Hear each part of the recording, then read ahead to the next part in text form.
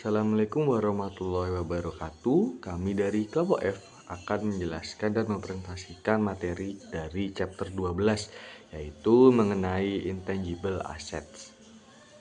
Namun sebelum mulai ke materinya, saya akan mewakili dari kelompok F untuk memperkenalkan anggota dari kelompok F.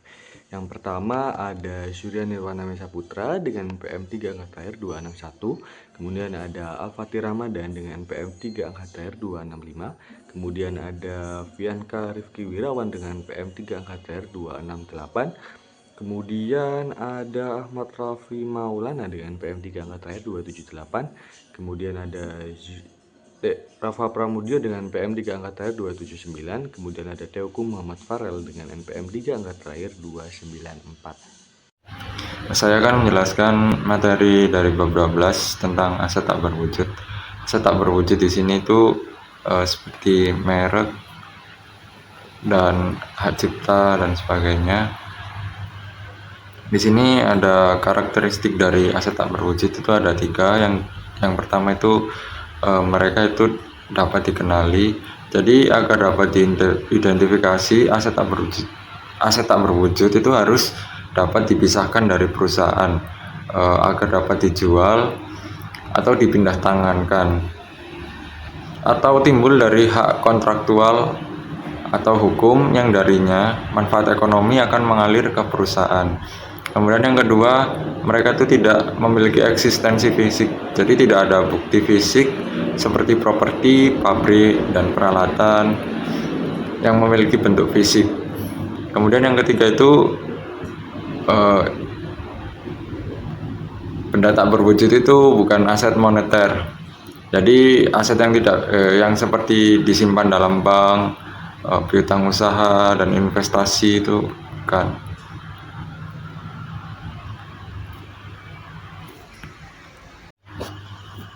Untuk penyusutan atau amortisasi dari aset tak berwujud di sini ada 2, yaitu yang pertama ada aset tak berwujud dengan masa pakai terbatas. Jadi perusahaan itu mengamortisasi aset tak berwujud dengan masa manfaat yang terbatas dengan membebankan biaya secara sistematis selama masa manfaatnya. Kemudian ada aset tak berwujud yang berumur tak terbatas. Jadi jika tidak ada faktor atau seperti hukum, peraturan, kontrak, persaingan atau yang lainnya itu yang membatasi masa manfaat aset tak berwujud, maka perusahaan itu menganggap masa manfaatnya itu tak terbatas. Kehidupan tak terbatas berarti tidak ada batasan yang dapat diperkirakan mengenai jangka waktu di mana aset tak berwujud ini diharapkan menghasilkan arus kas. Selanjutnya saya akan menjelaskan mengenai type of intangible asset atau jenis aset tak berwujud. Jadi ada banyak jenis aset tak berwujud yang sering diklasifikasikan ke dalam 6 kategori. Yaitu yang pertama ada marketing related intangible asset atau aset tak berwujud yang terkait dengan pemasaran. Jadi pengertiannya, aset tak berwujud yang berkaitan dengan pemasaran ini adalah aset yang digunakan terutama untuk keperluan pemasaran atau promosi produk dan jasa perusahaan. Contohnya ini termasuk merek dagang, trademark atau nama dagang atau trade name, ada nama domain internet, ada perjanjian non kompetisi. Nah, yang pertama merek dagang ini atau nama dagang ini adalah kata atau frasa atau simbol yang membedakan suatu perusahaan atau produk dari yang lainnya. Contohnya ini ada sama-sama dari perusahaan minuman soda, misal ada Coca-Cola, kemudian ada Pepsi. Nah, itu kan pembedanya di situ. Jadi fungsi utamanya ini untuk menciptakan pengenalan produk yang cepat di benak konsumen dan meningkatkan daya jual. Lalu ada nama dominan internet. Perluasan nama dominan internet misalnya cars.lol memungkinkan perusahaan untuk mendaftarkan domain spesifik. Contohnya ada Sony mendaftarkan .sony atau domain kota seperti NYC dan Berlin. Lalu ada hak hukum atas merek dagang. Di bawah hukum normal ini hak pengguna merek dagang dimiliki oleh pengguna pertama selama penggunaan terus berlanjut. Kalau di Amerika Serikat, pendaftaran merek dagang di USPTO atau US Patent and Trademark Office memberikan perlindungan hukum yang dapat diperpanjang setiap 10 tahun tanpa batas. Lalu perlakuan akuntansi terhadap merek dagang atau nama dagang. Jika dibeli maka biaya dicatat sebagai aset sebesar harga beli. Kemudian jika dibuat sendiri, biaya dapat dikapitalisasi antara lain biaya hukum atau pengacara, misal, kemudian biaya pendaftaran, biaya desain, biaya konsultasi, lalu biaya penelitian dan pengembangan yang tidak memenuhi kriteria pengaku tidak dikapitalisasi, melainkan langsung dibebankan sebagai beban atau di-expend. Jika biaya tidak signifikan maka langsung dibebankan atau di-expend. Kemudian ada masa manfaat dagang. Jika merek dagang memiliki masa tidak terbatas, maka tidak diamortisasi atau tidak disusutkan nilainya tiap tahun. Lalu ada pengeluaran selanjutnya atau subsequent expenditures. Perusahaan sering mengeluarkan biaya hukum untuk melindungi merek dagang dan aset tak berwujud lain seperti hak cipta dan hak paten. Menurut standar IFRS, biaya-biaya setelah pengakuan awal ini tidak boleh dikapitalisasi karena hanya dianggap mempertahankan manfaat ekonomi masa depan yang ada, bukan menambah nilai atau menciptakan aset baru. Lalu selanjutnya yang kedua ada customer related intangible asset atau aset tak berwujud yang berkaitan dengan pelanggan. Jadi pengertiannya aset tak berwujud yang berkaitan dengan pelanggan ini muncul dari hubungan atau interaksi perusahaan dengan pihak eksternal, khususnya ini pelanggan. Contoh aset ini itu seperti daftar pelanggan, daftar pesanan yang tertunda atau produksi yang belum selesai, kemudian hubungan kontrak maupun non-kontrak dengan pelanggan. Lalu ada contoh kasus misalnya Green Market. Ini membeli daftar pelanggan dari sebuah surat kabar besar senilai 6 juta pada 1 Januari 2022. Database ini berisi nama dan informasi kontak, riwayat pesanan, data demografis pelanggan. Nah, Green Market ini memperkirakan manfaat dari database ini akan dirasa merata selama 3 tahun.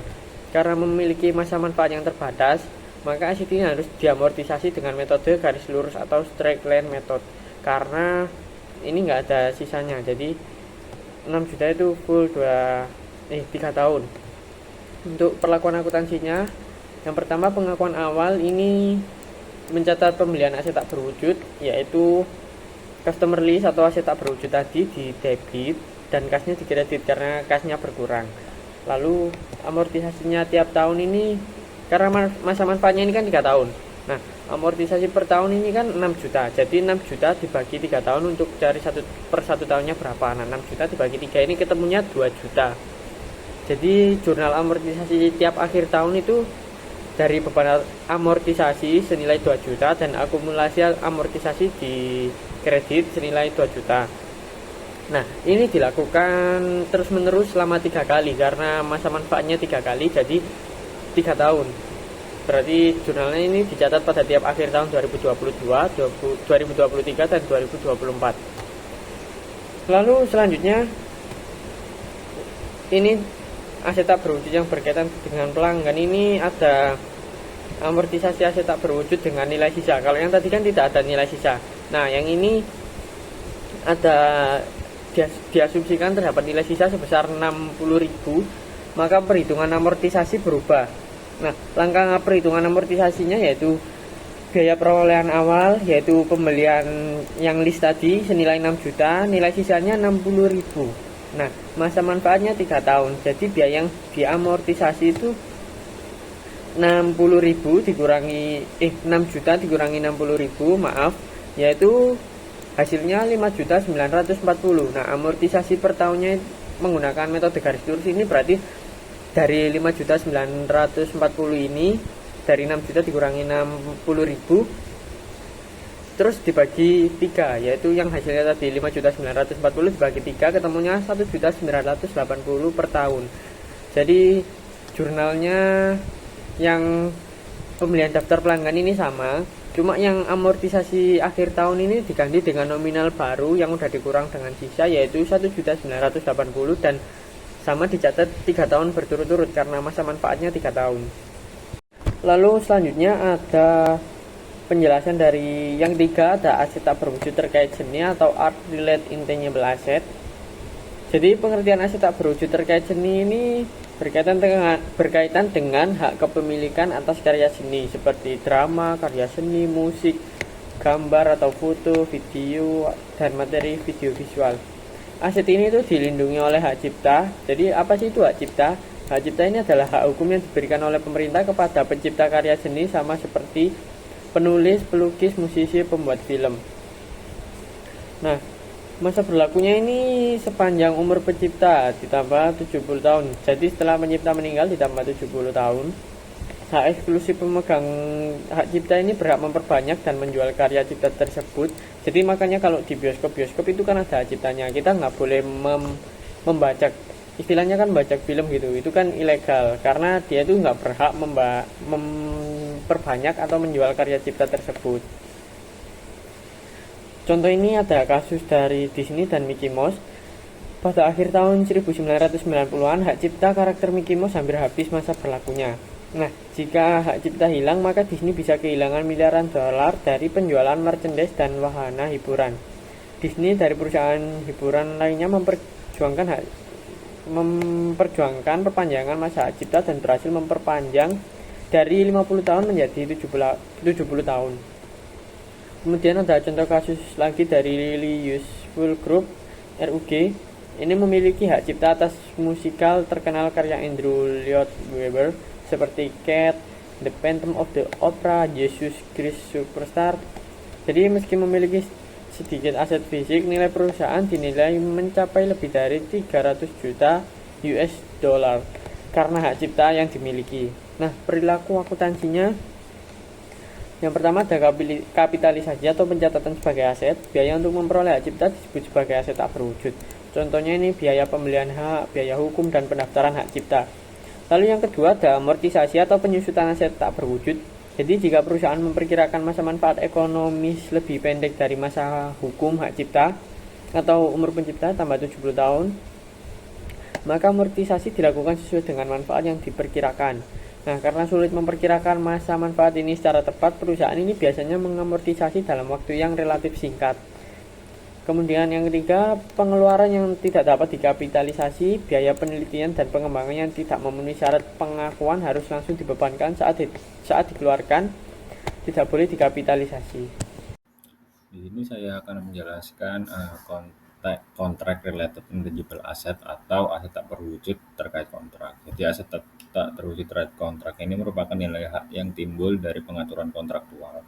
Contohnya adalah perjanjian waralaba dan lisensi, izin konstruksi, hak siar, dan kontrak layanan atau pasokan. Waralaba adalah pengaturan kontraktual di mana pemberi waralaba itu memberikan hak kepada penerima waralaba untuk menjual produk atau layanan tertentu menggunakan merek dagang atau nama dagang tertentu atau menjalankan fungsi tertentu biasanya di wilayah geografis tertentu. Itu contohnya kayak franchise Indomaret, Alfamart, habis itu sama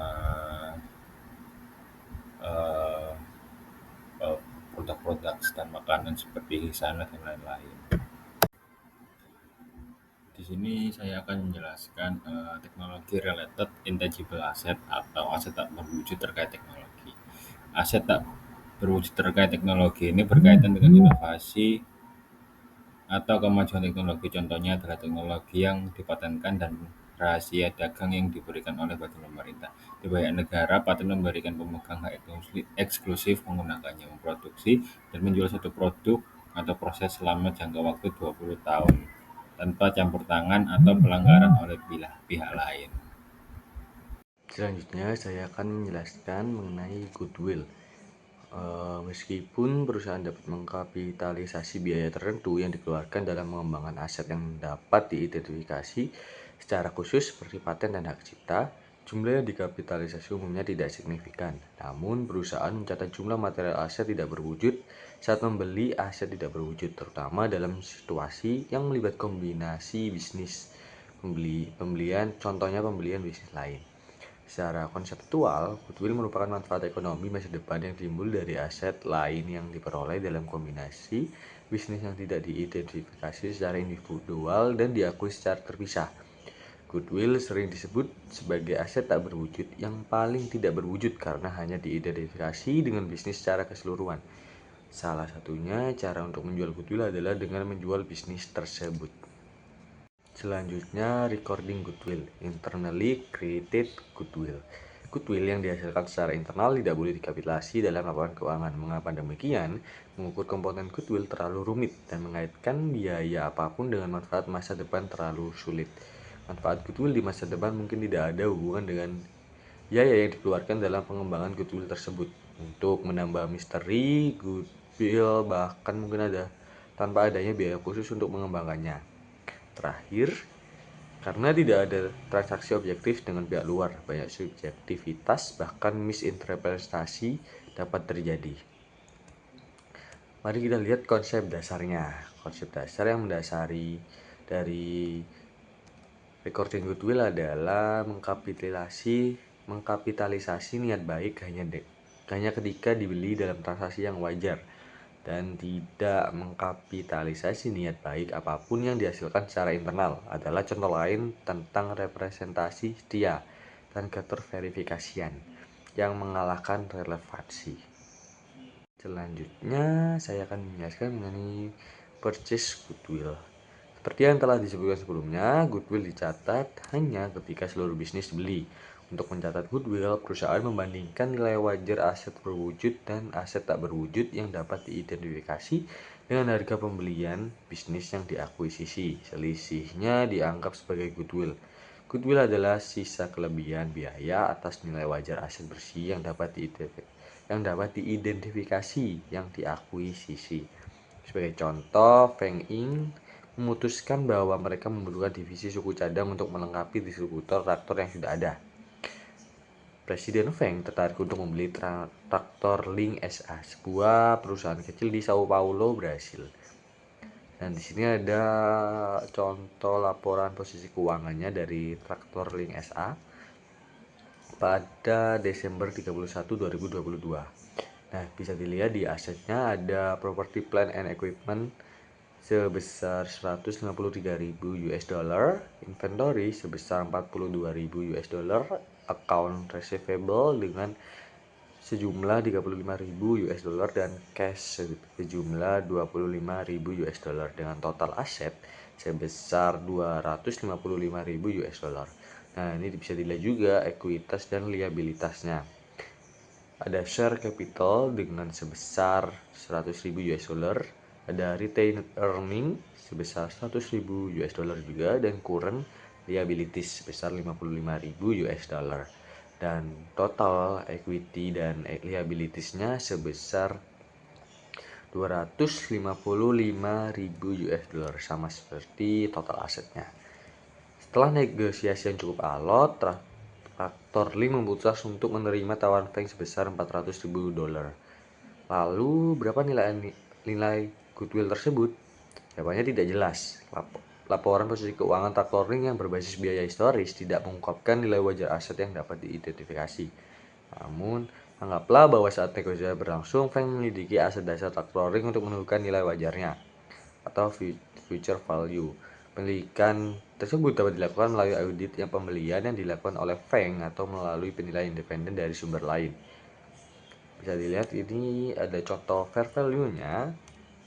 Property, plant and equipment net sebesar 205.000 US dollar, patents sebesar 18.000 US dollar, inventory sebesar 122.000 US dollar, account receivable dengan sejumlah 35.000 US dollar, cash sejumlah 25.000 US dollar, dan liabilities sejumlah 55.000 US dollar.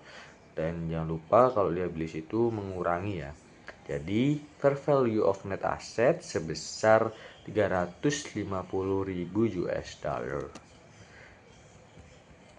Biasanya perbedaan antara nilai wajar dan nilai buku lebih umum terjadi pada aset tidak lancar daripada aset lancar. Kas jelas tidak menimbulkan masalah dalam hal nilai. Piutang biasanya cukup mendekati penilaian saat ini, meskipun terkadang memerlukan penyesuaian tertentu karena penyisian piutang tak terdagi yang tidak memadai. Kewajiban biasanya dinyatakan pada nilai buku, namun jika suku bunga telah berubah sejak perusahaan menanggung kewajiban, penilaian yang berbeda seperti nilai sekarang berdasarkan arus kas yang diharapkan adalah tepat. Analisis yang cermat harus dilakukan untuk memastikan bahwa tidak ada kewajiban yang tidak tercatat. Selanjutnya, goodwill write-off. Perusahaan yang mengakui goodwill dalam penggabungan usaha menganggapnya memiliki masa manfaat yang tidak terbatas dan karenanya tidak boleh amortisasinya. Meskipun goodwill dapat menurun nilainya seiring waktu, memprediksi masa manfaat goodwill yang sebenarnya dan pola amortisasi yang tepat sangatlah sulit. Selain itu, investor menganggap biaya amortisasi kurang berguna dalam mengevaluasi kinerja keuangan. Laporan posisi keuangan perusahaan, oleh karena itu, perusahaan menyesuaikan nilai tercatatnya hanya ketika goodwill mengalami penurunan nilai. Pendekatan ini berdampak signifikan pada laporan laba rugi beberapa perusahaan. Selanjutnya adalah bargain purchase. Dalam beberapa kasus, pembeli dalam kombinasi bisnis membayar kurang dari nilai wajar aset bersih yang dapat diidentifikasi. Situasi seperti ini disebut sebagai pembelian murah. Pembelian murah terjadi karena ketidaksempurnaan pasar, yaitu penjual akan lebih baik jika menjual aset secara individual daripada secara keseluruhan. Namun situasi memang terjadi, misalnya likuidasi paksa atau penjualan yang bermasalah karena kematian pendiri perusahaan, di mana harga pembelian kurang dari nilai aset bersih yang dapat diidentifikasi. Jumlah kelebihan ini dicatat sebagai keuntungan oleh pembeli. ISSB mencatat bahwa keuntungan ekonomi melekat dalam pembelian murah. Pembeli diuntungkan oleh jumlah nilai wajar dari apa yang diperoleh yang melebihi jumlah yang dibayarkan. Sebagai contoh, penggabungan yang baru-baru ini diusulkan antara Deutsche Bank, DU, dan Commerzbank. Ini dari Jerman semua ya, Deutschland. Dinyatakan bergantung pada kemampuan bank yang digabung untuk merealisasikan keuntungan badwill lebih dari 16 miliar euro. Beberapa pihak menyatakan kekhawatiran bahwa beberapa perusahaan mungkin mencoba mengakui keuntungan yang tidak tepat dengan membuat kesalahan yang disengaja dalam pengukuran aset atau kewajiban. Akibatnya, IISB mengharuskan perusahaan untuk mengungkapkan sifat transaksi keundangan ini. Pengungkapan tersebut akan membantu pengguna untuk mengevaluasi kualitas laba yang dilaporkan dengan lebih baik. Saya akan menjelaskan impairment of limited life intangibles. Aturan yang berlaku untuk penurunan nilai aset tetap, pabrik, dan peralatan juga berlaku untuk aset tak berwujud dengan masa manfaat terbatas. Pada setiap tanggal laporan posisi keuangan, perusahaan harus meninjau aset tak berwujud dengan masa manfaat terbatas untuk mengetahui penurunan nilai. Informasi yang menunjukkan bahwa pengujian penurunan nilai harus dilakukan dapat bersifat internal, misalnya perubahan kinerja yang merugikan, atau eksternal, misalnya perubahan lingkungan bisnis atau peraturan yang merugikan, atau perkembangan teknologi atau persaingan. Jika ada indikasi bahwa aset tak berwujud mengalami penurunan nilai, perusahaan melakukan pengujian penurunan nilai, membandingkan nilai tercatat aset tak berwujud dengan jumlah yang dapat dipulihkan. Saya akan menjelaskan impairment of indefinite life intangible other than goodwill. Perusahaan menguji aset tak berwujud dengan masa manfaat tak terbatas, termasuk niat baik, untuk penurunan nilai setiap tahun. Pengujian penurunan nilai untuk aset dengan masa manfaat tak terbatas selain niat baik sama dengan pengujian untuk aset tak berwujud dengan masa manfaat terbatas, yaitu dibandingkan jumlah yang dapat dipulihkan dari aset tak berwujud dengan nilai tercatat aset. Jika jumlah yang dapat dipulihkan lebih kecil dari jumlah tercatat, perusahaan mengakui adanya penurunan nilai.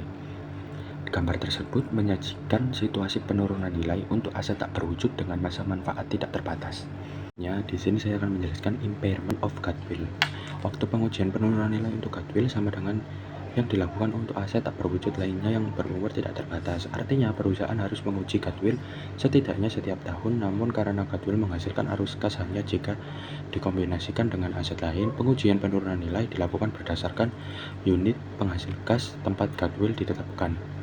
Ingat kembali pembahasan di bab 11 bahwa perusahaan mengidentifikasi unit penghasil kas berdasarkan kelompok aset terkecil yang dapat diidentifikasi yang menghasilkan arus kas secara independen dari arus kas dari aset lain. Berdasarkan IFRS, ketika perusahaan mencatat goodwill dalam kombinasi bisnis, perusahaan harus menetapkan goodwill ke unit penghasil kas yang diharapkan memperoleh manfaat dari sinergi dan manfaat lain yang timbul dari kombinasi bisnis.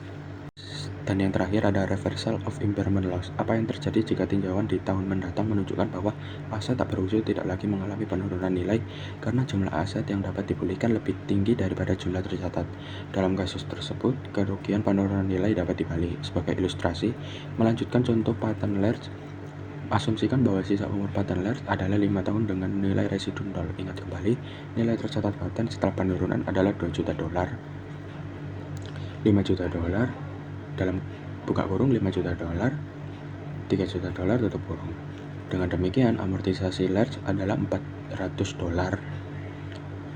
2 juta ditambah 5. Selama sisa 5 tahun umur paten, beban amortisasi dan jumlah tercatat terkait adalah penurunan nilai yang ditunjukkan dalam gambar tersebut. Baik, saya akan menjelaskan tentang research versus development phase. Pengeluaran untuk aktivitas penelitian dan pengembangan harus dibedakan secara jelas. Research phase atau fase penelitian bertujuan menemukan pengetahuan baru atau pemahaman ilmiah. Contoh eksplorasi ide, studi literatur, percobaan awal. Semua biaya dalam fase ini dibebankan segera karena belum ada kepastian akan manfaat ekonomi di masa depan. Kemudian di development phase atau fase pengembangan, yaitu dimulai saat hasil riset digunakan untuk membuat produk atau proses baru. Contoh, pembuatan prototipe atau uji coba produksi, desain peralatan produksi. Biaya dalam fase ini dapat dikapitalisasi jika memenuhi kriteria tertentu. Kemudian ada capitalization kriteria atau kriteria kapitalisasi. Pengeluaran pengembangan hanya boleh dikapitalisasi jika perusahaan dapat menunjukkan bahwa yang pertama, kemungkinan besar proyek akan menghasilkan manfaat ekonomi di masa depan. Yang kedua, kemampuan teknis untuk menyelesaikan aset tak berwujud tersebut. Yang ketiga, niat untuk menyelesaikan dan menggunakan atau menjual aset. Yang keempat, kemampuan untuk menggunakan atau menjual aset tersebut. Yang kelima, ketersediaan sumber daya teknis, keuangan, dan lainnya untuk menyelesaikan proyek. Dan yang terakhir atau yang keenam, kemampuan untuk mengukur dengan andal pengeluaran selama pengembangan. Kemudian financial statement presentation of R&D. Yang pertama, biaya penelitian atau research dan pengembangan atau development yang tidak memenuhi kriteria kapitalisasi disajikan sebagai beban dalam laporan laba rugi. Yang kedua, biaya pengembangan yang dikapitalisasi disajikan sebagai bagian dari aset tak berwujud atau intangible assets dalam neraca. Yang ketiga, catatan atas laporan keuangan harus mengungkapkan diantaranya jumlah biaya R&D yang dibebankan, jumlah biaya pengembangan yang dikapitalisasi dengan metode amortisasinya, kemudian estimasi umur manfaat dari aset pengembangan yang dikapitalisasi. Kemudian terakhir, penjelasan umum tentang jenis proyek pengembangan. Kemudian ada related cost atau biaya terkait. Beberapa jenis biaya terkait riset dan pengembangan juga dibahas dalam bab ini. Yang pertama ada startup cost atau biaya awal usaha, termasuk biaya untuk pendirian entitas baru, pembukaan pabrik baru, peluncuran produk baru, dan lain-lain. Semua startup cost harus dibebankan pada saat terjadinya. Tidak boleh dikapitalisasi karena tidak dianggap menghasilkan manfaat ekonomi di masa depan yang bisa diukur secara andal. Kemudian yang B ada initial operating losses atau kerugian operasi awal. Merupakan kerugian pada tahap awal ketika pendapatan belum mencukupi beban operasional. Tidak boleh dikapitalisasi. Ini dianggap bagian dari proses bisnis normal. Kemudian yang C ada advertising cost atau biaya iklan. Biaya untuk mempromosikan produk atau jasa. Dalam umumnya dibebankan saat terjadi, kecuali jika memenuhi syarat tertentu. Tidak dikapitalisasi karena manfaat ekonomi tidak dapat diukur secara andal. Sekian dari presentasi kami. Mohon maaf bila ada salah kata dan kekurangan dalam menjelaskan materinya. Wassalamualaikum warahmatullahi wabarakatuh.